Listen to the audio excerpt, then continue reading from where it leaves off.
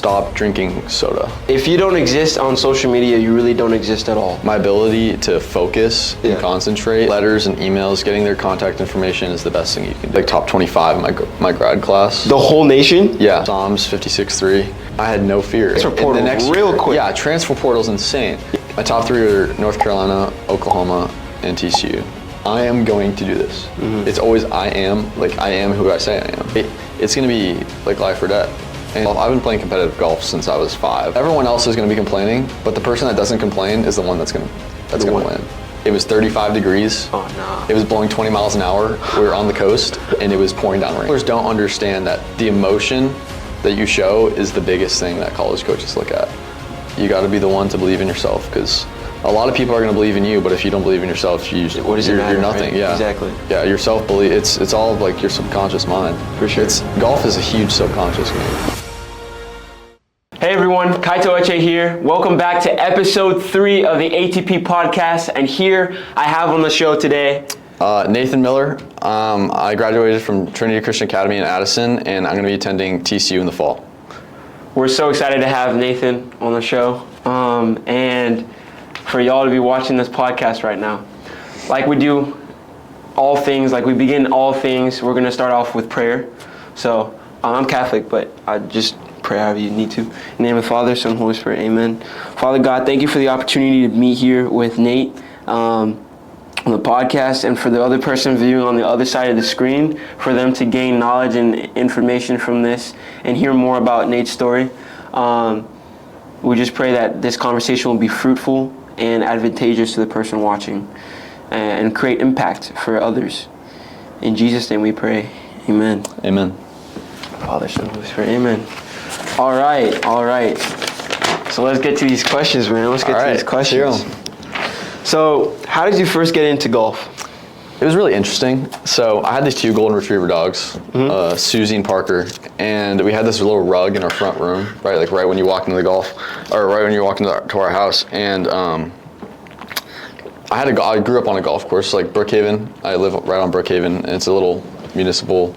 One of the courses there. That's the one I live on. And so my dog would chew holes in the carpet. Yeah. And my grandma bought me these little plastic clubs, the little baby ones, and I would hit the little plastic golf balls into the holes. And that's how it kind of started. Yeah, that's how I kind of developed my golf game right there. So you would hit the balls into the holes that your dog made? Yeah, like the little the chew holes, probably it is. My dad just got me some little baby clubs, and we started hitting balls at Brookhaven, and Do you think that was like a coincidence, or do you think like that was kind of like just God, like just, like how? I don't know. It could have been God, because like what I've witnessed in like my years of playing golf is just like my ability to focus and concentrate. Like when I played other sports, like it was like okay, but golf, for some reason, they're just like something, like it's just different. Like it's a whole different atmosphere. Like you just like kind of like just locked in. It's very complex, and like the mental game for golf. It's really interesting. Okay. So yeah. Okay. Nice. So I don't know anything about golf. If you asked me to play, I would be really, really bad. Yeah. But can you break down like how golf is how golf is different from other sports? So in other sports, I would say it's more like compact. Like you're in a gym. Right. Baseball, you're on a field. Like you're going to be there for the whole time. You have coaches there. You have teammates. But golf, it's like you're all alone in this huge like facility. The court. Like how large are the courses? It can get, like if you were going to walk a golf course, it would probably be around 7 miles. What? Yeah, it gets. Wow. Well, if you're going to like walk around, go back, but it's usually what it is. Wow, that's crazy. I didn't even think about that. Yeah. Like my background is track and field. Like, you have 1 lap track, right? And it's like however many times you run around it or whatever. Yeah. You're confined to a space, but golf is so expansive. Yeah. Right? Do you watch the Masters a lot? Like how much do you are you study golf? Like how?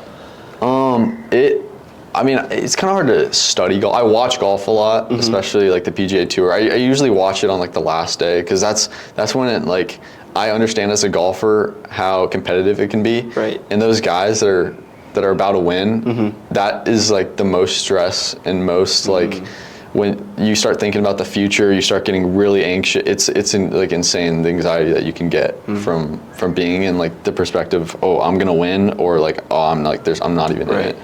So like people kind of overlook that. Like I know some people say like, oh, golf is you kind of hit a ball like it's top golf, but like if you're playing competitive golf, and especially at the highest level, it is very mentally draining and like can mess you up. Interesting. And I want to get, more into that, talk more about that later though, but I do want to ask about how faith has helped you. So like, has there been a time when God gave you adversity on purpose? I would say so, yeah.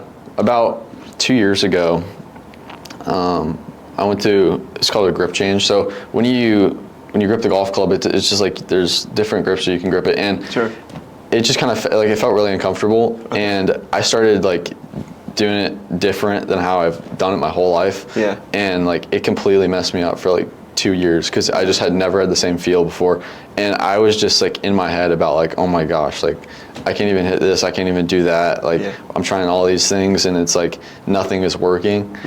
And I just like I'd pray to God like, just please do whatever you need to do, like my path is what you have me destined to be. And like it really gave me like a struggle in my mind. Like it wasn't even just that, it was just the fact that like I couldn't develop my golf game. And like what happened leading to like a grip change? Did you like break your arm? It was more just like feel so like I use a 10-finger golf grip. I don't know if there's 10-finger interlock and overlap. What I'm thinking of when you're talking about golf grips and whatnot, what I'm thinking about is like, a shot in basketball. Yeah. Like some people, I think I'll use an example. Kobe Bryant, like something happened to his right hand to where he switched his shot to his left. Yeah. So like did something happen like that, or? It was really just like, so when you're younger, you have 10-finger grip, and then as you get older, you go interlock, overlap. And so I started doing like the interlock thing, and like no one goes through like their grip, like it's just like a natural thing, like no one really has struggles with that, but like for me it was just like when I get off, it's just because of that. And I just kind of started doing the interlock thing, and for about a year it kind of stopped working, and then I showed up to one tournament and just felt like I would have usually when you have a club you can feel it and you can feel the weight of it, like I just couldn't feel anything, so it just felt like a sledgehammer, and I couldn't even like move it, or I can move it, but like I would lose it. It was just horrible. And like I just like started showing up to tournament, and I just like not getting motivated at all by anything. I would just like sit there and just be like, I don't even want to play golf or practice, like it's just there's no point, because I just wouldn't get better. So this was sophomore year? Yeah, this was about freshman year, like in between freshman and sophomore year, like the summer. And I just like, oh my gosh. And then earlier this year I went back to a 10-finger grip, and like it's helped so much. Yeah, everything just felt so much better. I still played good with like going through that that change in some tournaments. Yeah. And that, I would say God gave me a lot of adversity and like really just kind of dumbed me down to my lowest low. And then like something so simple so messed simple, you up so much. And in my brain, like I was just trying to find the solution. Like, oh my gosh, like I was just trying to, it was kind of weird. I was trying to find like YouTube videos and all this stuff, and no one went through, like no one was like, oh, if you're like a highly elite golfer and you go through this, like you need to do this. And it was just like, oh, if you're just starting golf, and like I would ask coaches and like my friends and all this stuff about like how do they do it, and I was just like lost. Like it was so bad. Yeah. And I feel like I looked in the wrong direction for that. What do you mean? I was looking for, instead of like, I was looking for other people's solutions instead of my own solution. Or instead and asking God, like, please help me with this. I was just like looking, like, how do you do that? How do you do that? To like my coaches, how do you do this? It was just like, it's for instance, like if you had your own shot, and you had your own shot pattern in basketball, or like you had your arm up and stuff, like you'd ask other people that had their own different like how they do things. Right. And then when you try to do that in sports, I would say like you try to copy someone else. But it's individual. It's an individual. Yeah. Everyone has their own little things that makes them great. And do you think?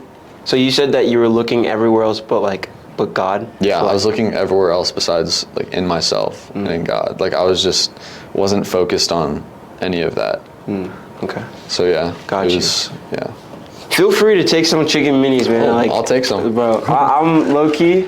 I didn't want to eat until you got here, so I'm low key kind of hungry too. Yeah. There's just something about Chick-fil-A that just every athlete, like I don't know an athlete that's like, no, I don't like Chick-fil-A. I'm serious, like. Yeah, I know. I haven't met anyone. If we could get sponsored by Chick-fil-A, that would be great. That would be. Sponsor us. The best thing about Chick-fil-A is low key the food. The food is nice, but like I think it's the customer service that like makes it the best thing. Every time someone's like, "Yo, thank you," and then someone's like, "My pleasure," you just feel good inside because that person, They're also kind. nice. Yeah, for sure. All right, we're back from our scheduled commercial break.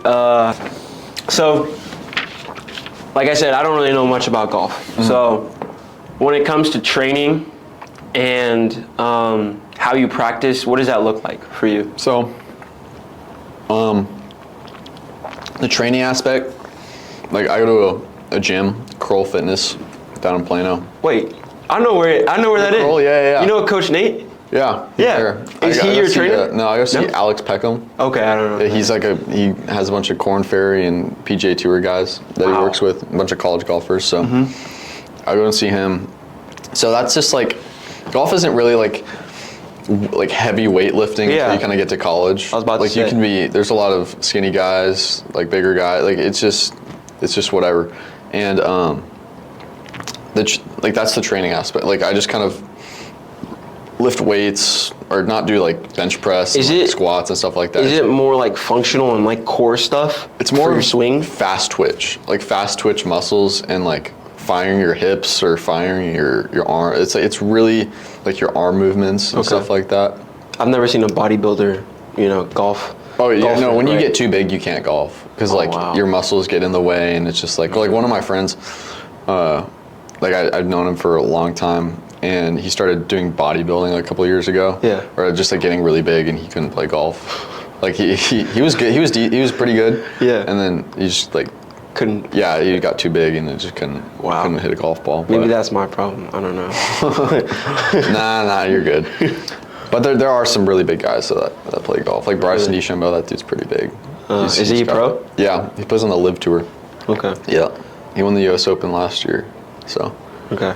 Yeah. Because for track, it's more of like Olympic lifts, like power cleans, squats, stuff like that. Yeah. Your track, as an 800 meter runner, you don't want to be too big, but for sprinters, then again, they don't want to be too big, but they want to be powerful and, just have lots of force through the ground. So, I was curious. At my school, we did have a D1 recruit. His name was Elijah Estonia. Oh yeah, I know Elijah. I'm really good friends with him. Really? Yeah. So he committed to Navy, and I was wondering if you ever went up against him, or how did that go? Yeah, we've played against each other quite a bit. Like I've known him since I was like 10. Oh, so y'all have been golfing that long? 9 or 10. Yeah, we've been golfing. I've been playing competitive golf since I was 5. Wow. They have these little rinky-dink golf tournaments when you're like 5 years old or 6 years old. And that's what my dad would put me in. But I've known Elijah since that long. We played in like our state with each other a couple times, and we just have a lot of fun. When is state? It's like the 1st of May. The 1st of May. Right, like probably like May 2nd through 4th, or May 3rd through 4th. Did you do it the senior year? Yeah, our team won state the past 8 years for TCA. Even this year?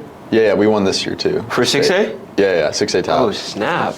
Yeah, that's crazy, man. Our team was won state for the past 8 years. It's a lot different though. There's public school golf is a lot better.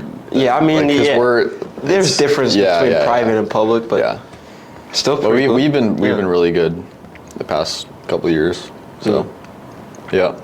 Cool. So is there also a way to, win individual awards too? Yeah. Because I don't, like I said, can you break down, how does golf work? Like, how does it scoring work? So there's 18 holes, and each hole has an assigned par to it. Okay. And if you get it within that many strokes of that hole, like you either get a par, or if you get it, like for instance, the first hole, par 4, if you get it in 4 shots, you take 4 swings and you get it in the hole, including like putts and chips and all that stuff, that's a par. But if you get it within 3, like you hit it close on your second shot and then hit it in from there, that's a birdie. So you're 1 under par, and like it can go from you can get 2 under par if you get an eagle, or a double bogey is like 2 over par, and then you just keep playing and it adds up all those scores. So is a birdie better than a par? Yes, a birdie's better than a par. You want to be under par. You want to complete the course in as little strokes as possible. Right. Yeah. Okay. And how do you win individually if? It's just whoever has the lowest amount of strokes on the course. Okay. So I just got back from North Carolina, right? Okay. And I played a tournament in Pinehurst, North Carolina, and I got second place. It was 7 under par. So I was let's say I made all pars and 7 birdies. That means I'd be 7 under par. But I made bogeys, and so I probably had I don't know, let's say 14 birdies. For the audience, what is a bogey? It's just when you get it over that 1 par. So if you hit a bad shot off the tee and you have to chip out in the fairway, that you take an extra stroke, or there's hazards where if you hit it in the hazard on the left or right, you have to take an extra stroke or go back to the tee where you hit it. And yeah. So I can really see the passion, because you're using all these terms, and I'm like, explain this, explain that, explain that. Yeah. Okay, nice. It's really complex, but when you get it, you'll understand. It's really interesting to watch. Yeah. Okay, so how did you find TCU? What was your recruiting like? So my recruiting, I was highly ranked in my grad class. I've been. What was your rank? Start of recruiting, probably I was probably top 25 in my grad class. The whole nation? Yeah, there's rankings on the internet. Oh my gosh, bro! And so basically you're a 5-star, but in golf. Yeah. That's crazy. But it's really different. Some of the ranking things are kind of iffy. They're not really iffy. If you're good, you're gonna be up there. Okay. But there's some things, some of the rankings want to be better than the other rankings, so but I was top 25. Okay. And that was when I was sophomore year, June 15th after sophomore year, and I wasn't really playing that well. But the highest I've been, I was probably on one ranking, I was 6th in my class, or 5th in my class, and then another one was 14th. Wow. It was, so I've been up there. I've been from 10 or top 10 to top 20, some maybe top 30, top 20. It just kind of goes up and down depending on your tournaments. Interesting. So depending on your tournaments? Tournaments, how you place the tournaments. Okay, right. One is there's a point system where if you finish first, you get 225 points, or finish second, you get 135. And depending on the tournaments, that the highest quality of tournaments that you play in, you get some tournaments, if you win, you get 40 points. And it's a point system, your average points. And then there's one, it's something called golf course rating, where, for instance, the par of a regular golf course is 72, and there's handicap system. So if you're a scratch golfer, it would be golf course rating is 73. So if you're a scratch golfer, you're gonna average a 73 on that course. What's scratch? Scratch is you said handicap? Yeah, it's called a handicap system. If you have a disability? So ready? No. It's you get So if I was gonna go play with my friends, and let's say one's a 4 handicap, I'm a +4, +5 right now, I would have to give them 9 strokes, because our handicaps are that different. I'm a +5, so that means I'm 4 or 5 under the handicap. Are you talking about the golf club? The golf course. No. The course. If it's too easy, you can't play on it? Is that what you're trying to say? It's so there the 18 holes, right? Yeah. And there's the 70. It adds up to a par 72. Okay. Some are par 70, some are par 71, some are par.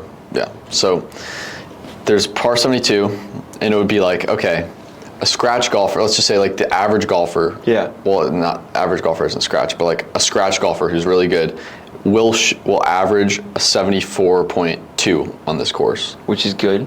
Which is good on the 72 course. And so I'm a let's say +5 handicap. So I'm going to be shooting an average of probably like 69.2 on that course. And there's some times where the course rating gets bumped up and people play really good and that helps their handicap. Like if it's a course rating of like a 74.2 and you're averaging a 69.2, like that's really good. I think I'm starting to understand what you're saying. So like based off of the course, your rating will go up because you played better on a harder course. Yeah. Gotcha now. And why did you just say that? But and there's like the average golfer is probably like a 20 handicap. Okay. So they'll shoot like a 90 or 95 or something like that. Yeah. Okay. And it's really complicated. But once you understand it, you're like, oh, yeah, it's kind of, yeah. And so being nationally ranked does help recruiting. So let's say you weren't nationally ranked. Like, how would you personally go about your recruiting?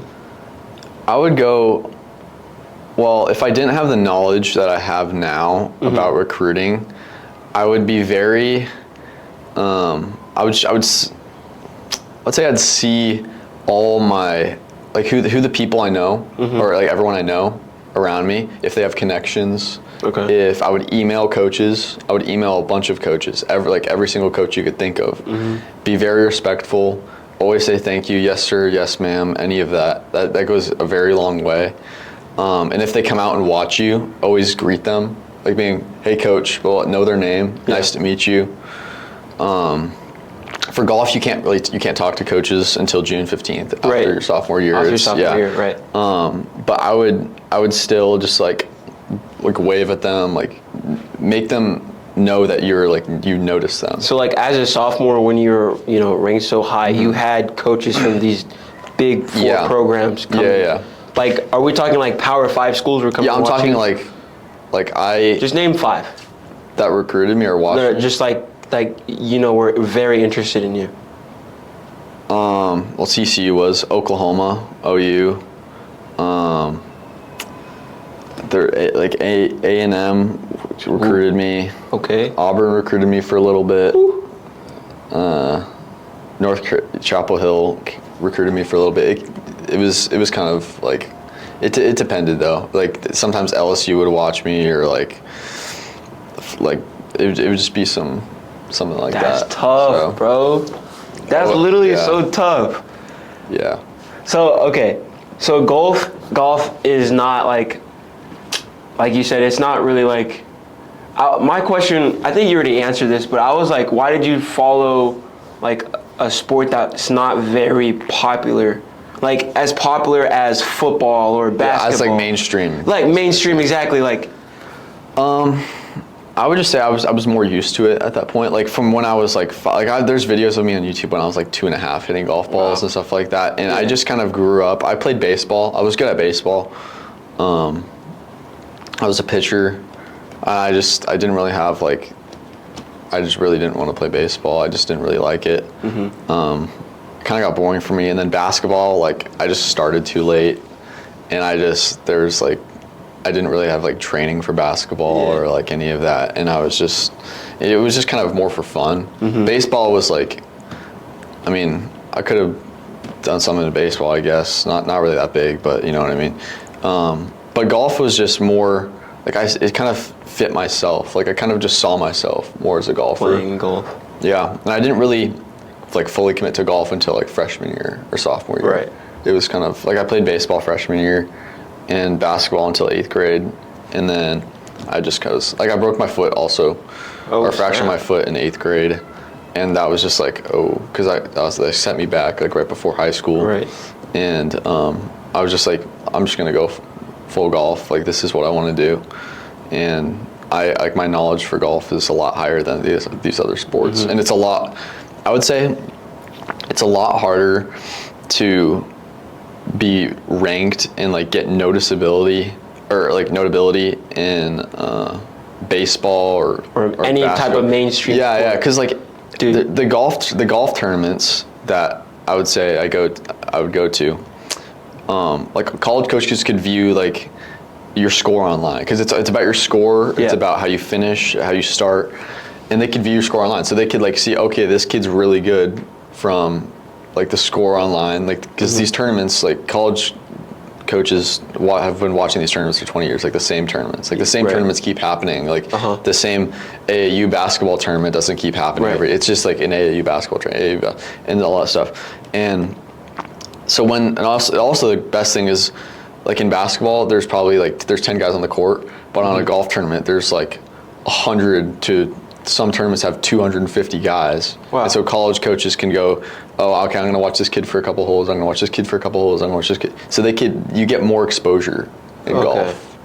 Okay. Than I would say. And, Right. and like, it's a lot easier to go like D1 if you're a good golfer than it is for like, if you're a good basketball player and you're not getting the noticeability, Dude, or you're not, or notability, or if you're not like doing anything on your Instagram or promotions and stuff. Like there's been kids that are just like insane at basketball that haven't really.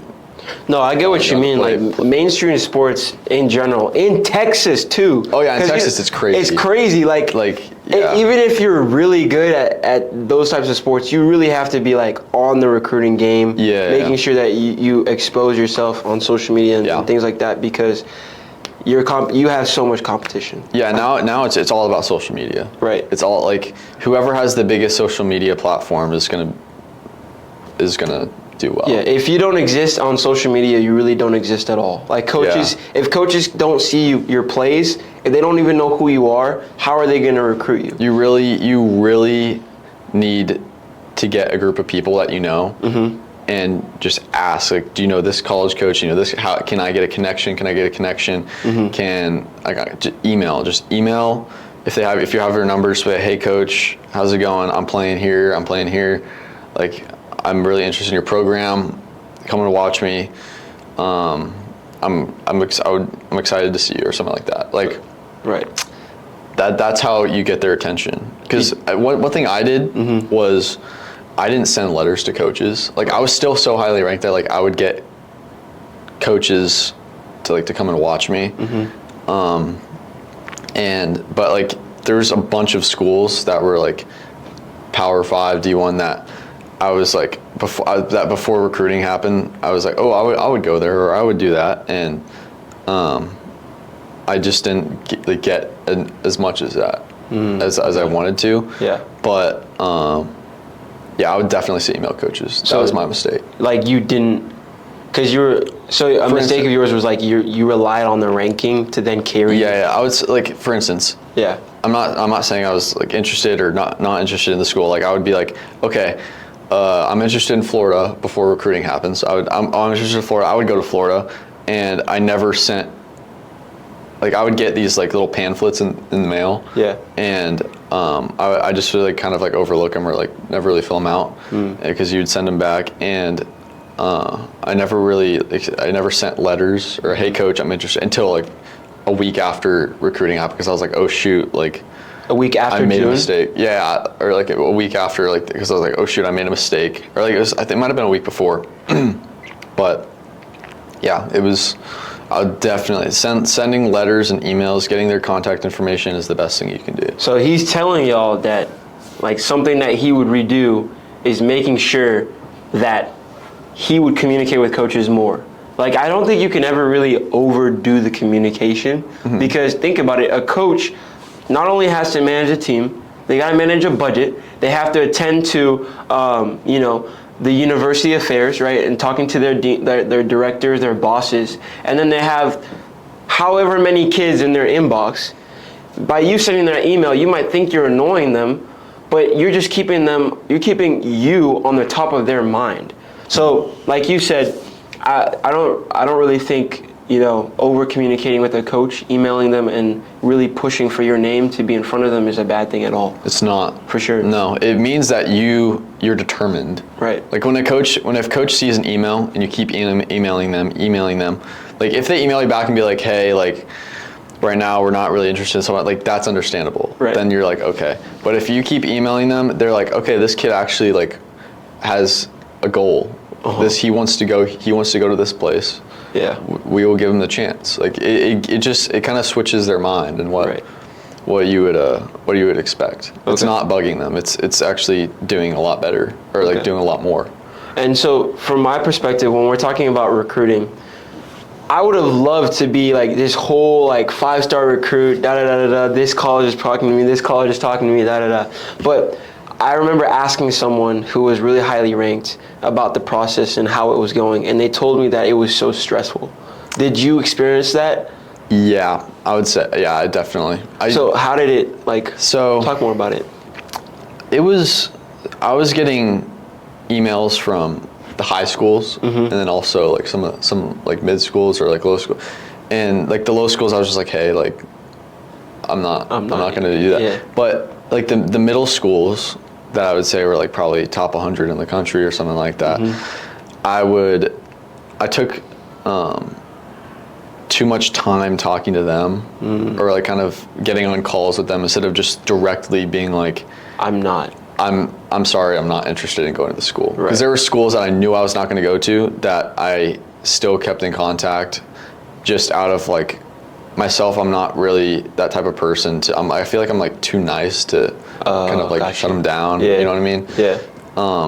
And I didn't really want to do that. And then after, I just realized like you got to narrow it down to 3 schools that you and the rest you just got to be like, hey, I'm not interested. Ooh. Okay. Who are your top 3? My top 3 are North Carolina, Oklahoma, and TCU. I didn't take a visit to North Carolina. We were going to get one scheduled, but the thing was like I had a bunch of tournaments going on, and then I had school, and like I also didn't see myself going halfway across the country. Gotcha. That was a big thing for me. So why TCU? So then basically it was TCU versus OU. So like what made you decide? So I would say it came down, the biggest thing for me in my recruiting process was the coaches. Okay. If there's a great team, like they're ranked nationally, or like they're number 1. Like if you're getting recruited by the number 1 school and you're a sophomore, you also have to think about the future. Right. Like, hey, because that coach couldn't stay there. He can move. The coach can move, and then the players like that are going to be playing for that school could be gone. Right. Transfer portal real quick. Yeah, transfer portal's insane. Yeah. Like you could see a top 10 school go to a top 90 school like in an instant. Like it just depends on the players, and golf can change just like that. But going back to TCU, the coaches at OU and TCU were amazing. Like those are the best coaches I talked to. And my friends also, like I have a bunch of, like Aiden Dortch, who was at TCA right before me. The grad class before me was going to TCU for golf. Okay. And like I knew him. I knew a couple guys on the team. One of my friends, the biggest thing was one of my friends, Sam Udovich, and another guy, Austin Hofferkamp, who I've known since I was 6 years old. We've been playing international tournaments for ages, 10 years together. Yeah, it's been insane. And they committed to TCU, so I was like, okay, like I know these guys, I know their skill level, I know what we can do, and we're all playing good right now, which is I'm so thankful for, because you want to be playing good before you go into college. Right. And that was the biggest thing for me. And it was also 45 minutes from my house. It was super convenient. Right. Okay. So I've been there a couple times. So what I'm hearing you say is that you saw your teammates who were at a high level and people that you've known at a high level. I trusted. I know their game. Mm-hmm. And if they're going somewhere, if they're going to go to a college and pick a college, they're going to pick somewhere that's going to develop them. Yes. Right? Yeah. To hopefully, take that to the next level, or, whatever that might be, just getting better. That you saw that and you're like, okay, if they trust TCU, I can trust TCU. And I'm sure did you ask them questions like, what is the culture like? Is this coach really like this? Like, yeah.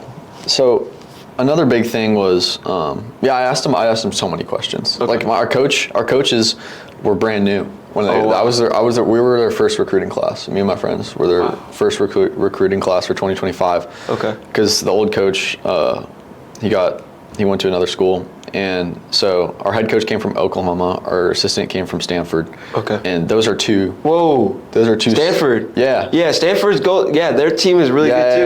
Yeah. They know what they're doing. Yeah. And so I was like, okay, these guys are on it. They have a plan.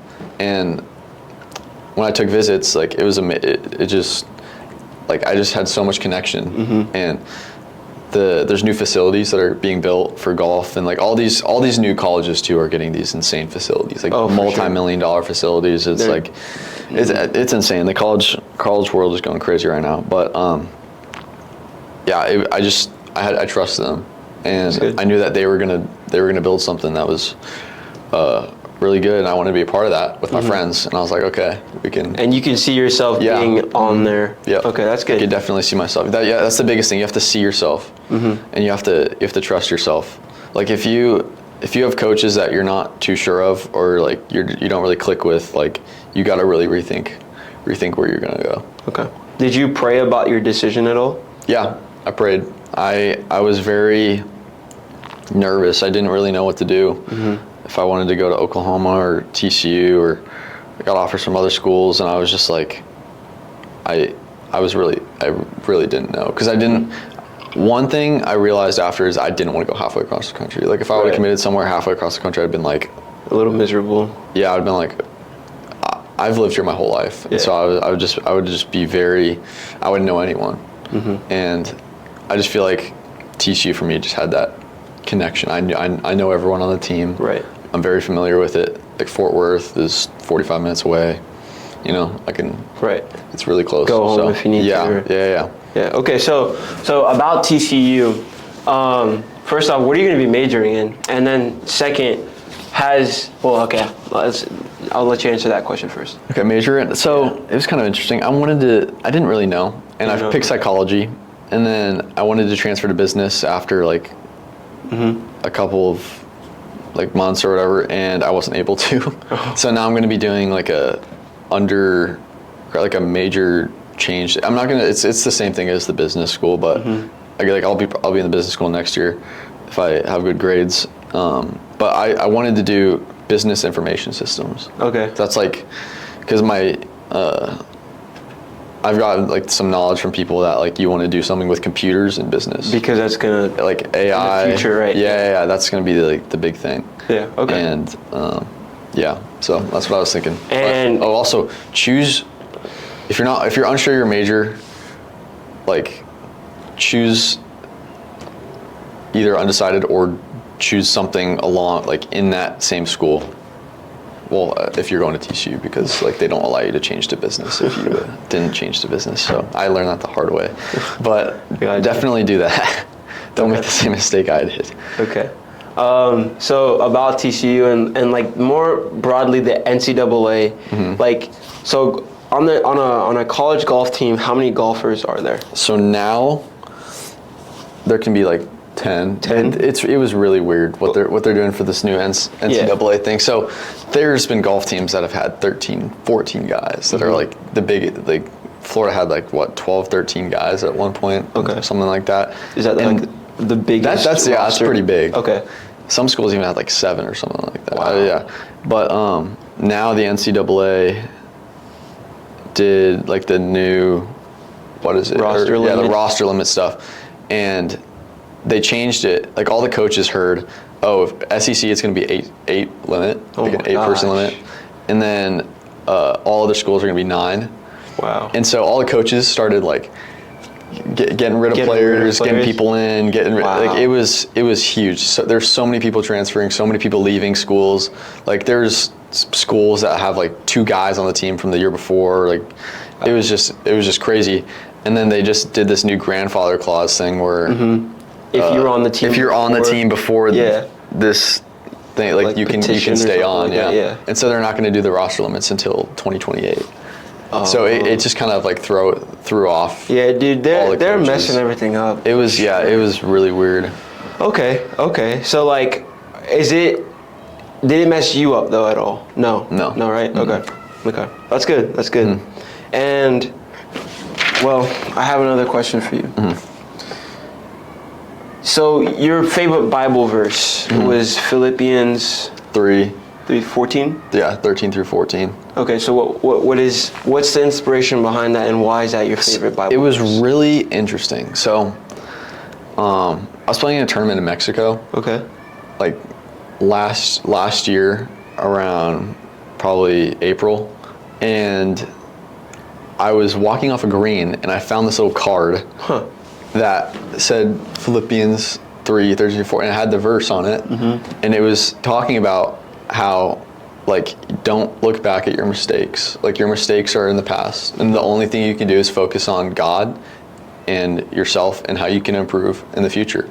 And that's the biggest thing for golf, because if you're focusing on the past and your past mistakes and like keep dwelling, like I had this conversation with my coach the other day, because I keep making the same mistakes and like on the golf course, and he was like, you can't dwell on your mistakes.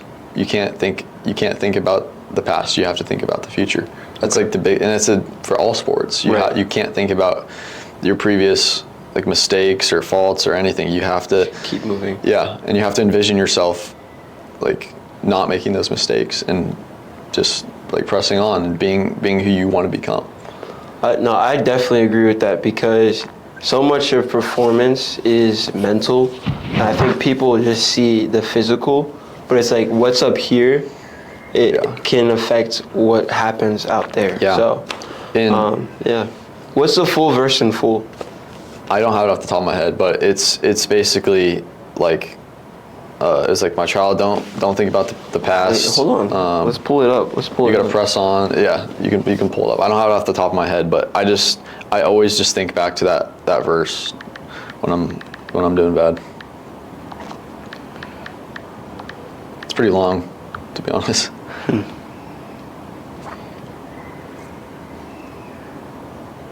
Sorry, my phone is all right. is messing up. Let's see. Encourages, NIV, Philippians 3, verse 13 through 14. Brothers and sisters, I do not consider myself yet to have taken hold of it. But one thing I do, forgetting what is behind and straining toward what is ahead. I press on toward the goal to win the prize for which God has called me heavenward in Christ Jesus. Does that sound about right? Yep, that's it. Okay. It is. It was crazy, because like I just found it on the course. Like, it was just sitting right underneath me. I was like, that's crazy. Really interesting. It was just sitting there. Just no one was around. It was just like, but yeah. And maybe it was definitely a message for you, and yeah, I'm glad that you carried it forward in your career. Yeah. And my golf coach is also, he gives us these little cards at the end of the year at our state championships, and I have all of them in my bag, and it's like one thing, it's like your name, and then a Bible verse, and then like his encouragement. And one of those was a verse that also talked about not thinking about the past, think about the future. I don't know the verse, but it was like that's the biggest thing for me. And then another one is Psalms 56:3. Whenever I'm afraid, I will trust in thee. And like that's, my mom would always tell that to me. Like, because I used to be afraid of everyone was afraid of the dark. I was afraid of the dark, bro. Yeah, and she would always tell me that. And when I would be on the golf course, like sometimes it's kind of, it is scary. It's scary when you're in that position of you don't know what's going to happen next. True. Yeah. No. And you're very anxious, and like I'd just be like, all right, I'm trusting. He has the plan. Everything, where I'm going to die, what I'm going to do in the future is he already knows that. Right. And so I just trust that he's going to guide me in the right direction. That's the only thing you can do. Dude, that's so true. Like, even yesterday, I was telling you about, I had a competition yesterday, and before going out, I prayed. I was like, Lord, just help me be fearless. And in track, it's a race. So for the 800, it's 2 laps. And so I've never led a race in the front before, but this was my first time doing that. And it's like, I didn't feel any fear, for the first time actually performing after however many years I've been running. And it's like, yes, there's fear, because it's like you're about to do something, you're about to perform. Yeah. But like you said, trusting in God will get you there. Exactly. Yeah. And also, you got to have your belief in God that He will get you there, and also belief in yourself. Because if I've had when I had that struggle like 2 years ago, my self-confidence and belief was like low, all-time low.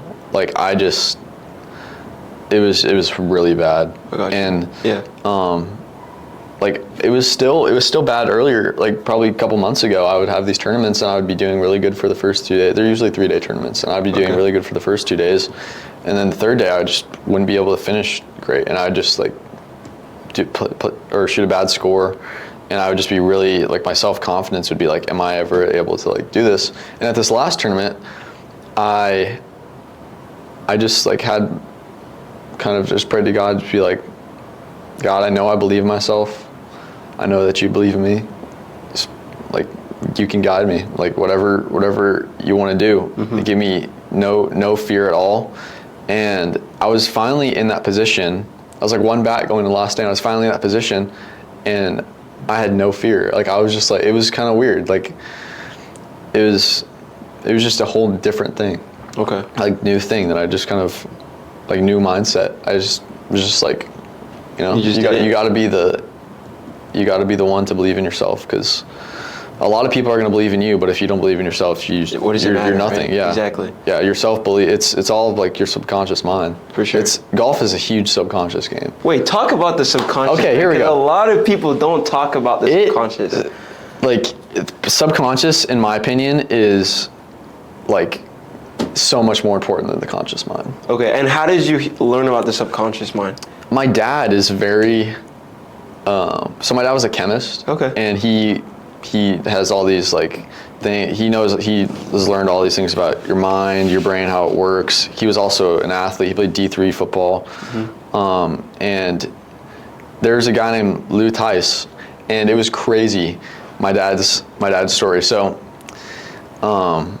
when he was, I think it was in college, and this like gives me chills. Like, it's like insane. Okay. And I don't think they hadn't won like a championship in like a long time, like a long year. It was he went to Alma College, and there's this guy named Lou Tice that talks about the subconscious mind, how to put self-belief in your mind and do all this stuff, and it's very interesting. And I watched a little bit of it, and he said they bought the rings before the season had started. They bought the championship rings before the season had started. He had their whole team go through it. He was the team captain. He had their whole team go through that, like watched all those videos, and they ended up winning the championship. Wow.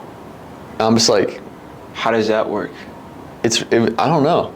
Interesting. If you prepare for it, your mind is like, okay, like there's nothing else for me to do besides win. Right. And it starts looking for opportunities to get there because it's already focused. When I was 8 years old at the World Championship, like when you would go up there to get your trophy, like if you're top 5, they would hand you the trophy. Some kids would be in suits, or some kids would be like, it was like this little thing. And I'd never come like top 20. And my parents brought a blazer for like, so whenever I would go up on stage, and I was like, well, I don't know if I'm going to go up on stage. And they brought a blazer for me, like, you're going to go up on stage. And I got 4th place that year. Wow. And it is just the power of preparation, preparing yourself for that, like writing your victory speech before the tournament even starts. Like, that is what can create the difference between you losing or doing great in the sport. And also the things that you hear, like yourself, like on my back screen, I'm a winner. So whenever I see that, my subconscious mind thinks I'm a winner. Right. And it completely changes every aspect of your life. I have a version of that. It's in my board. It's in my room, actually. So in my room, I have a vision board, and it has like lists different things. So it's like, I'm a child of God. I'm a leader. I make this amount of money per month, and it's like I trust the process more than the result.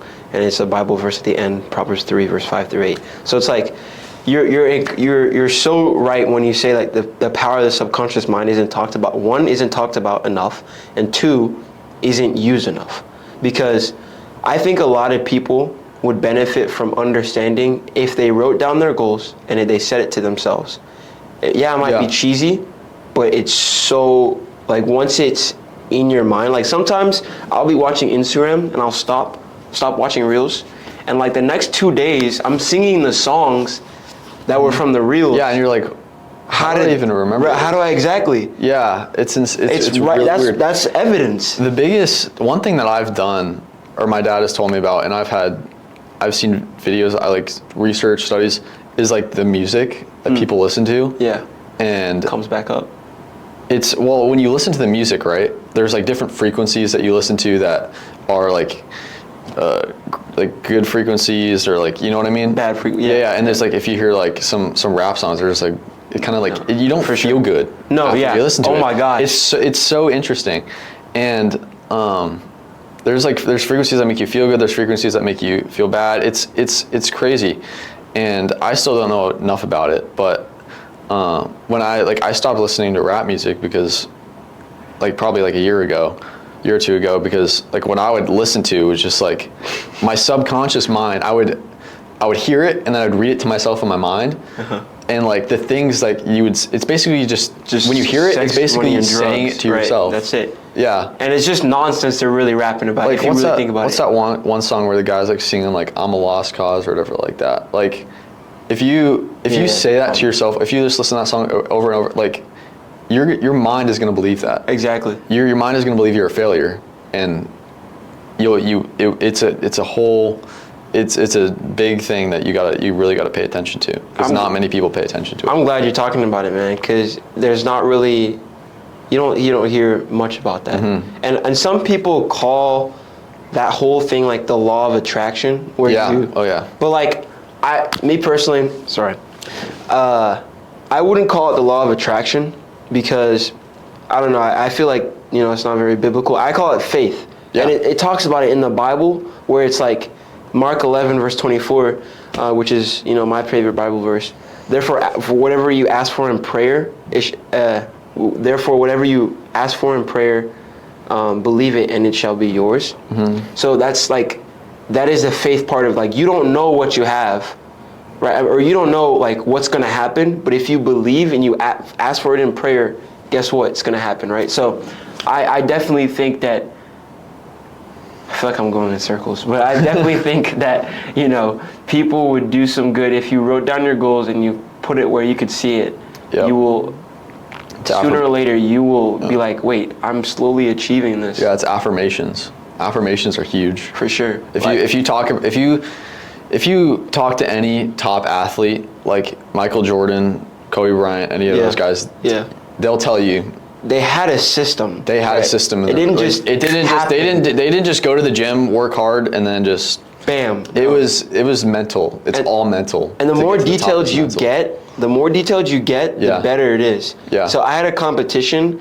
This is not sports related, but it is like, so I did public speaking competitions. And so I had it written on a piece of paper.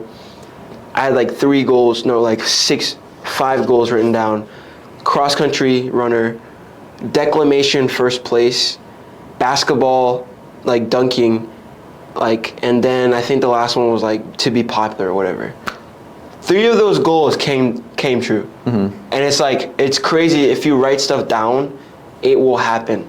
Yeah. I still can't dunk, which is weird. It puts that like, when you write it down, your mind envisions you in that moment. Right. And the power of like your mind is like it's crazy. If you're envisioning yourself in that moment, your subconscious doesn't know if it's real or not. Right. Exactly. So it's gonna be like, okay, this is where I belong. I belong at the top. I belong winning. But if you listen to bad music, if you don't do any goal setting, if you don't do any of that, and you only rely on, okay, if I go to the gym for 2 hours, I'll get better. That's not how it works. There's no plan. When you're in that, like, that situation where you're gonna win, you're not thinking about, oh, I was in the gym for 2 hours that one day, or I was playing golf for a couple more hours the other day. You're thinking about, I am going to do this. It's always I'm a winner. I am going to this. I am who I say I am. You know? Yeah, 100%, bro. This is actually making me so happy, bro. Because now it's less about, you're really getting into the needs, like the weeds of like how you became a really good golfer and breaking down those barriers. Instead of saying the generic stuff, you're really talking about like you positively gave yourself affirmations, which is good. So my next question is, how are you preparing for the next level? What's next for you? So what's next for me? Well, I'm preparing mentally, because I know what's going to happen when I get to college. Like when I was in high school, like I was the best on my team some of the years, and well, first of all, you gotta believe that you're the best. Right. No, yeah. I believed I was the best all my years through high school. I don't know if that, like, sometimes that didn't show up as like. I know you're trying to be humble, but you know just, what I mean? Just keep going, bro. Okay, that I'm a very, like, if you talk to the people I know, like the people that I am closest to, like I'm humble. I don't like sharing my my rankings or my, like, the colleges I've committed to or got recruited by, or my scores or any, like what I've placed and stuff like that. Like that, like I just don't, you know what I mean? I don't like doing that. But you believed you were the best. Yeah, and that came true. I believed I was the best throughout the years, and that really kind of is going to change, or not. Well, it's not going to change, but I'm going to believe I'm the best. But you have to be prepared for what's coming next in college, because in college, like, everybody's good. Yeah, if in high school you're blowing everyone out of the water if you're a top athlete in high school golf, but in college it's like all these kids that you're playing against. One, they're going to be seniors in college. Some are going to be juniors, seniors. They're going to have so much more experience, strength, workout, and like I'm prepared to have failures. I'm prepared to have success, and that's the biggest thing for me, is the preparation aspect of it. Preparing for, like, to qualify, because I'm going to be qualifying against my team, and right now my team, they're all playing really good, and I know. Are you saying like you're going to have to fight for minutes? Oh yeah, I'll have to fight. You can't. I'm not just going to walk on there and just like be like, okay, yeah, I'm going to like make top 5, or I'm going to be like the top seed or something like that. Like it's going to be like life or death, and those are your teammates, but they're also your opponents at some points. True. Yeah, especially individually, because there's the individual tournaments. Like there's been people in tournaments that it's called a match play, where it's just like one-on-one, and they're on the same college team. And this is like to get into a PGA event, or get into like a huge event if whoever wins, and it's like you're cutthroat at that time. Like you're my friend, but I'm sorry, dude, you're not gonna beat me. May the best man win. Yeah, exactly. And that's what you got to prepare, is to, one, tighten your circle. You can't be messing around in college. Right. You can't be taking any time off. Like you can't be going to clubs, doing that. I mean, yeah, you can have fun, but once your life gets in that downward spiral, you're done for. Right. So you got to be mentally prepared to be disciplined. Right. And I'm mentally prepared to be disciplined. I've never drank in my life. I don't go to parties. I don't go to do anything. Like, I don't do any of that stuff, because I'm mentally prepared for success. Right. That's what college is going to bring. That's good, dude. That's that. Oh my gosh, y'all peep the motivation.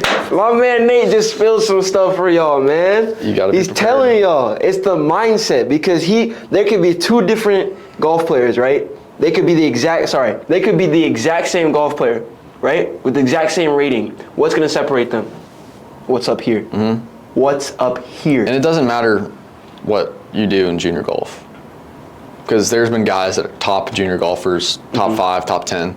In college, they're bust. Where are they? Right. They're gone. Like you don't ever see them again. And it's all about who believes and who's prepared and disciplined for that success. Okay. Now I'm starting to see what made you really, like, you know what I'm saying? Yeah. So there was one thing that really interested me in what you were saying. International competitions. How, like, I've never been into an international athletics competition at all. Can you talk about 5 places you've been and how that changed your perspective as a kid? So, I played in Scotland before. Okay. like outside of the U.S.? Yeah. You say? I played in Panama, Mexico, Australia, and let me think. I think that's probably the only places I've been internationally. Okay. Australia, Scotland. I might have played in. Yeah, I think that's it. Okay. Yeah. That's still really cool though. Yeah. Yeah. Those, and I would say the biggest things is like just the setting, and like in Scotland, I was probably 12 years old, and most people don't. They think golf is like sunny. Yeah. In Scotland, it's dark.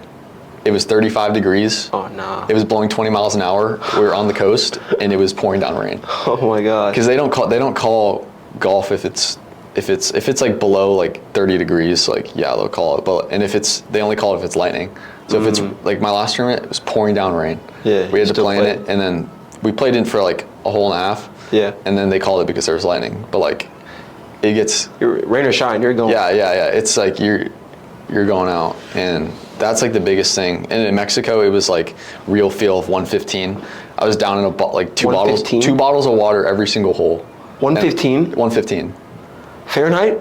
Yeah, like real feel. Oh my gosh. Like the humidity was just like drenched in sweat. Like yeah. Oh my. Like it was ridiculous. You can ask any golfer. Like there's some times where you play golf where you're drinking 2 bottles of water every single hole, and you don't have to go to the restroom. Like dang. It's insane. Wow. How crazy it can get. Wow. Yeah. But okay. I mean, Panama was chill. Australia was fun. There's just kangaroo poop everywhere. Like there's kangaroos on the golf course too. It was insane. You just saw them? Oh yeah, they would just like run with their little like babies, little joeys running around. It was the coolest experience. Funny. Scotland was also cool. That only happened once, where it was completely miserable. But it's I played a bunch of cold weather, a bunch of hot weather. It's just what you get.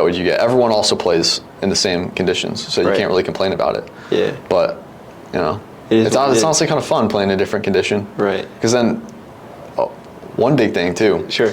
When you're playing in conditions, like if the floor is too slippery, if it's too hot outside, if it's too cold, everyone else is going to be complaining. But the person that doesn't complain is the one that's going to win. It's the one that's going to succeed. Like there's a bunch of kids I play against. They're like, "Damn, it's so hot.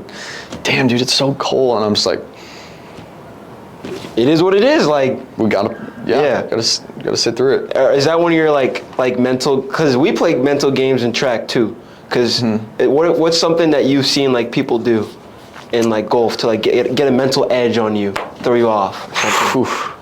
There's some kids that will just like be very passive aggressive for some reason, and they won't. No one's gonna really like try to throw you off. But there's going to be some kids that just like are very loud on the golf course and like talk big talk or like do that stuff, and you're just like, what's going on? Right. But you just got to be like, this dude's just messing around. You just brush it off. Yeah, you just got to brush it off. You can't really think about it. Yeah. So like in track, like what people do is, I'm not one to talk before a race. Like I'm dead silent, and some people just chat it up, just.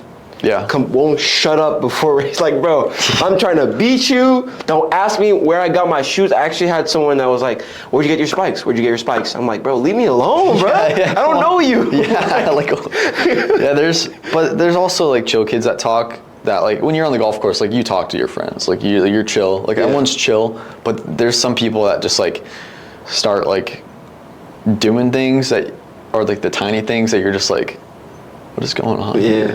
Like what this is so unneeded. And like in basketball, when someone gets in your face, if you get dunked on, who cares? Like move on. It just happened. Or it's not that bit. Like in 10 years, like this won't be. It's not gonna matter at all. You're not even gonna remember the game. Right. If someone gets in your face, you just gonna be like, okay. Can't be fazed by it. Can't get mad. But once you start losing your temper, you're done for. True. And especially in golf. There's kids that break clubs, slam their clubs, but like sometimes I get mad, but I don't get mad. Like I just like I get break their clubs. Oh yeah, they go, or they go slam their club or throw it at their bag. That's crazy. When you get recruited by colleges, you can't do that. They look at all that, right? The biggest thing is when college coaches see you get mad, they want to see how you react. They want to see how you react. Like all college coaches know you can play golf. Right. Like if you have good scores 1 year of your life, like they know you can play good golf. They know you've set your mindset to like, okay, I can finish, I can do this. But once they see you get mad and you start throwing temper tantrums and stuff, they don't want you. A college coach would be super impressed if you just got dunked on and you're just like standing there just being like smiling. Or if you're in baseball and you just got a home run hit on you, you're just like chill. Like right. that's the most impressive thing. Like right. a college coach is your emotions, because they understand that. And it's gonna happen. Juniors, like high schoolers, don't understand that the emotion that you show is the biggest thing that college coaches look at by far, especially in golf. That's the biggest thing. Okay. Yeah. Like, and those moments are gonna happen. Like somewhere along the line, something's gonna go wrong, Yeah. and your reaction will tell how mature you are, right? Your self-control, all that stuff, which goes into being a mature athlete. So, my last question is, not really a question. I give you a piece of advice.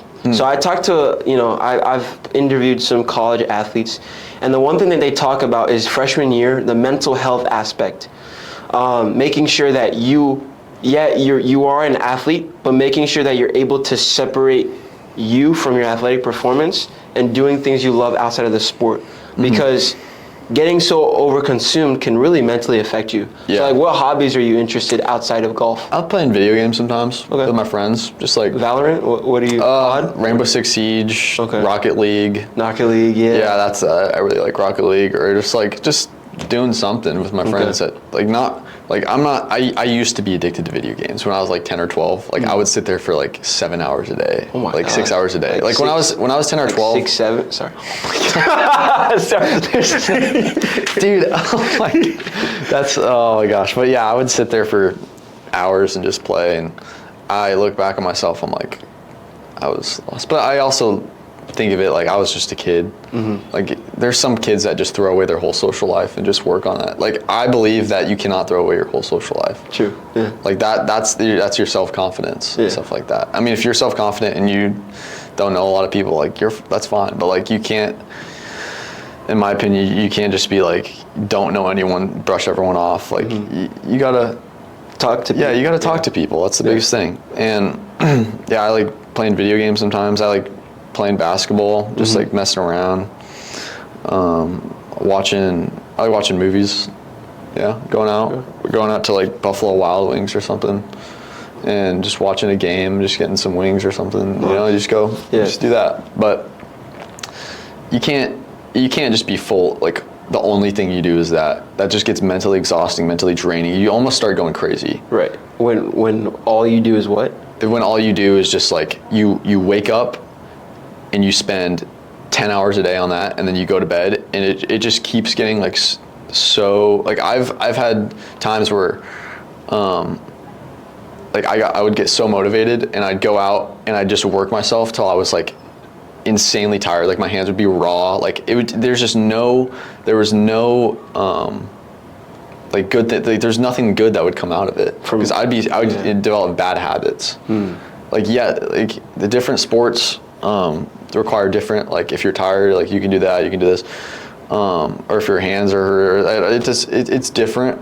But you can't just spend all that time, no social life, shutting everyone out. Right, because you are someone outside of your sport. Yeah, and if people are like wanting you to go out, like go to the bar or something like that, if you're an athlete, not the bar, not the bar, but like, you know what I mean? If you want to go hang out, chill for a little bit, even at night, some people just sit there and just like you want to be locked in, but if you don't want to burn out. That's what I'm trying to say. Yeah. Because I've seen kids that have burned out. For sure. Yeah. Okay. Well, I mean, that's pretty much it, man. Do you have any questions for me? Yeah, I would say. Sure. Let's see. How are you going to prepare yourself for college? How am I going to prepare myself? And how have you been preparing yourself for college? So, like you said, a lot of it is mental. But I feel as if physically I'm not where I need to be. Yeah. I had a stall in my development my junior year. I was injured, so I didn't get to develop as much as I wanted to before going to college. I'm still training right now. I'm planning to walk on to a track team at UTD. So for me, it's just like this mindset of like nothing to lose, everything to prove. Yeah. And exactly. I do it because I love the sport. It's not because like I need the financial aid. I mean, yes, I do, but like it's like if college was free, I would still run track. Yeah. I love the feeling. It's something I can't explain. Just like you love golf, man. It's just something about it is just different. Like I love preparing. I love hawking people down in a race where it's like everybody's tired and it's just like whoever wants to go and get it will go and get it. That's why I love track and field. So that feeling of just, you know, being proud of yourself that you push yourself to the max, because no one knows when you push yourself to the max except exactly. You're the only one that feels tired. You're the only one that will know that you gave it your all, because from the outside people can say, dude, he really tried. No, he could have had something left, that 2% left. You will know. But when I'm able to go out on a track and just quote unquote kill myself on the track, that feeling of just like, yo, I gave it my all is something that nothing else really gives me. Yeah. When I was talking a couple minutes ago about like you getting tired, like my hands are hurting and stuff like that. Like I'm talking about if I was on the range and I was hitting balls, all my hands would be hurting, like all this stuff. Like I'm not going to go on the range. I'm going to go to the chipping area. Because when you're tired and you're on the range and you start like you're hitting the ball bad and you're tired, like you're just going to develop a bunch of bad habits. Like you can't be doing that. But I would be out there for, let's say, 5 hours that day. I would be, okay, I'm going to stop this. I'm going to go putt. I'm going to go chip. I'm going to go work on this. I'm going to go work on a different aspect. When I'm not tired, I'm going to come back. When the people that, I used to not work hard when I was 10, probably 13. I was lazy. You know, I mean, I was that kid. I was addicted to video games. That's the only thing I want to do. My dad would have to like be like, come on, we'll go out to the golf course. And be like, oh, I want to. And now I view it as like, thank you, Dad. Thank you, Dad. This is going to be my future. This is going to be what I want to do. Right. And the past couple, like 2 years, I've implemented like my hard work that like, okay, I'm going to go out there. Once I work on this, I'm going to go to something else. I'm going to work on this. I'm going to go to something else. But you also just you can't just work on that sport. You have to work on your mental game too. Right. You gotta prepare your diet, what you're watching. Yeah, I was just about to. Yeah, I forgot to ask about nutrition. But keep going. Yeah, and that's I would say that like the people that I've seen, the people that succeed are the ones that are out there for how many hours? Like people are going out there for like 9-10 hours a day. And he was talking about I was talking about the social life, and you can be out there for 9-10 hours a day. Like those are the people that win, and the people that like go out and have fun and all that stuff. You can do that too, but also like practice 9-10 hours a day. But you also have to limit that. When I was talking earlier, like the burnt out part of that is when you're literally just doing that on a whole like different level. Like there's a whole different level of working 9 to 10 hours a day, and then the other 9 to 10 hours a day where you're just like mentally just exhausted. You have no idea what's going on. The only thing you're going to do is that. But the people I've seen succeed are the ones that put in the work, but know how to balance. Put in the work. The social aspect. Yeah, and I can tell there's kids that are good now that I know who aren't going to succeed in the future, just because I know who they are. Right. I've talked to them. The foundation isn't there. Yeah, the foundation is there. Yeah. Is not. Yeah, it's not. It's not there. No, for sure. That's what's going to get you to the future. Talk about diet. I was about to be diet, and then that'll probably be the last question that I'm going to ask. And then we'll close out. But sure. So talk about your nutrition as a golfer. I've stopped drinking soda, like completely. Okay. I've done research on the different chemicals that they put in the foods, like even like Chick-fil-A, like there's things that they put. You don't true. know, No. but they put stuff in there. You can, if you go like I saw something. If you go to the ingredients list, like they have to give you the ingredients of it, and if you search up like half those things, it's like Yeah. you're not gonna be happy. But I've stopped. I don't drink any energy drinks. I don't drink alcohol at all. I don't drink soda. The only thing I really drink is like sweet tea sometimes, and water. Sometimes chocolate. I like chocolate milk. I don't know why. It's just sometimes like if I'm at home, I just get some of that. But and then I also like to. I eat a lot of steak. Okay. A lot of steak, and sometimes when I'm like, should I get fries? I mean, like once in a while, like I'll be like, okay, I'll get fries. Like maybe every 3 days or something like that. But I usually get like fruit or vegetables. And it's helped my body just feel better because I used to have a horrible diet. Like it was just Anything you wanted. yeah, and it just kind of there's like things now that I just look at, like I can't even like look at goldfish or like Cheez-Its and just like because I know what's like in that stuff that it's just not even real. It's like, you know what I mean? Yeah. But I'd say diet is a huge thing. For sure. Especially for your mental, like it clears your mind.